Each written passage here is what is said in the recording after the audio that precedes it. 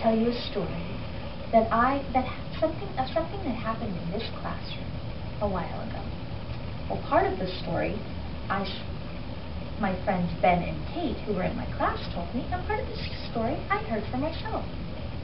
Well, it was the beginning of the school year, and Kate was riding on the school bus to school, and she noticed at one of the stops that a monster got into the bus.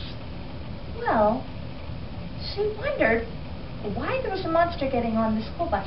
She thought, I didn't know monsters went to school. But sure enough, the monster got on. And no one seemed too surprised. But all the rest of the way to school, the monster was climbing over the seats, throwing things, making way too much noise, until finally they arrived at school. Well, the monster came into her class with her, too, into my classroom. Well, in my classroom, he came running in, shouted over everyone, didn't push in his chair, did all kinds of things that were disruptive to the class.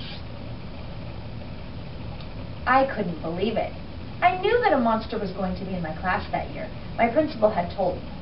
But I could not believe how ill-behaved this monster was.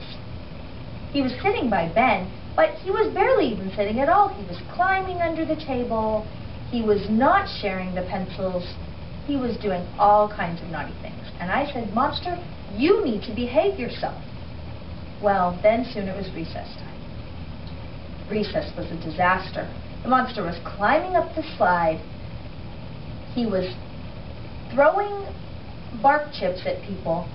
He was breaking all kinds of rules. When they came back into the classroom, he was acting no differently. We were sitting at circle, and he was interrupting the whole time. He was yelling, making lots of noise, banging his hands on things. It was crazy. Well, I had had it. And I said, Monster, you need to go home.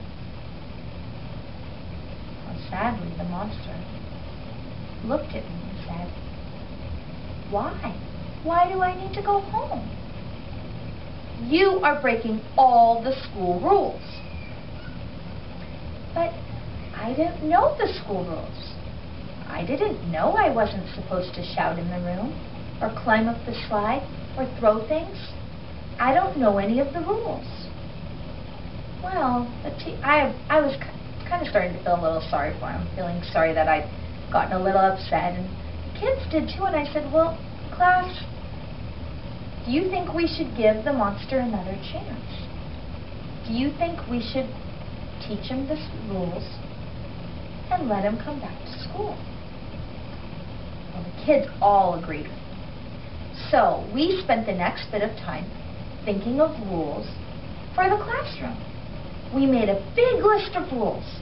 All the things that were good to do in school, like listening and sitting quietly when it was time and waiting your turn and sharing, and all the things at recess that he needed to do, that we all need to do, like going on the slide the correct way and playing safely and playing with others and not throwing things.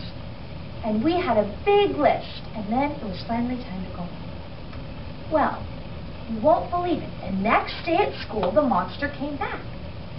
But he came in quietly. He put his backpack away. He sat down and started doing his work. He raised his hand when it was time to raise his hand.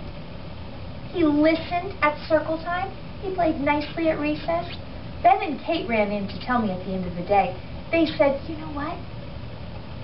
This monster was behaving so nicely today. I think we're going to be friends. And I was so happy because that year, all my kids had a great year of school, even the monster.